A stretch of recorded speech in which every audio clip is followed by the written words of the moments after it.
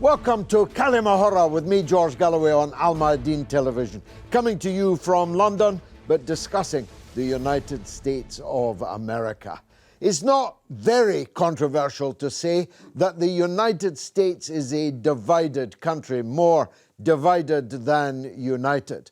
And on a knife edge, almost all of their politics breaks more or less 50-50 between the two behemoth political parties.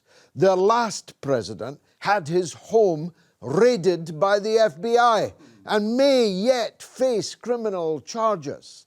The supporters of Donald Trump contain some of the most militant people in America. And if Trump were to be arrested, indicted, somehow put out of the 2024 presidential election, the balloon might go up. There are almost 400 million guns in the United States of America, and only 331 million people.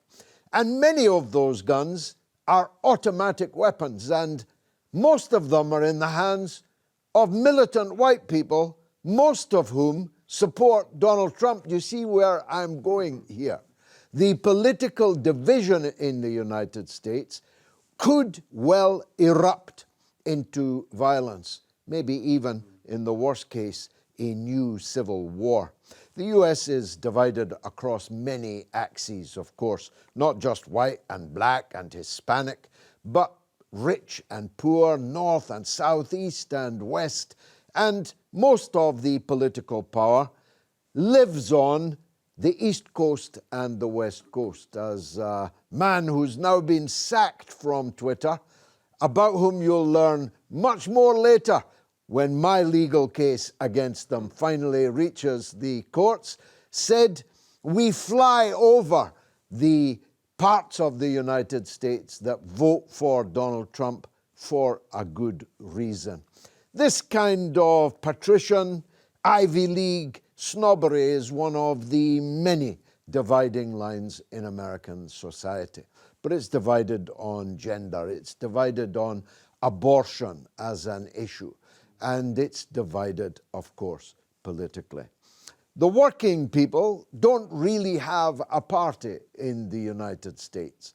Both the Democrats and the Republicans are as close as you can get to two cheeks of the same backside. None of them, neither of them, does anything for the mass of the working people, white and black, in the United States of America. But that's not how they see it. So they support these two partisan political parties as if their lives depended on it, as if the quality of their lives depended on it.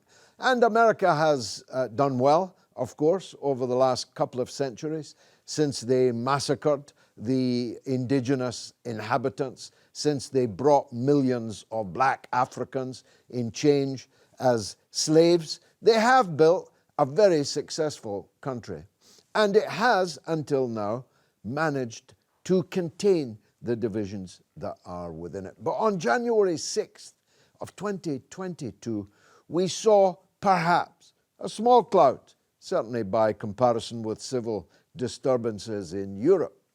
It may have been a small cloud, but it could have been a harbinger of great storms to come. So we are asking the question on Kalima Horra, this episode, will the divisions in the United States turn violent?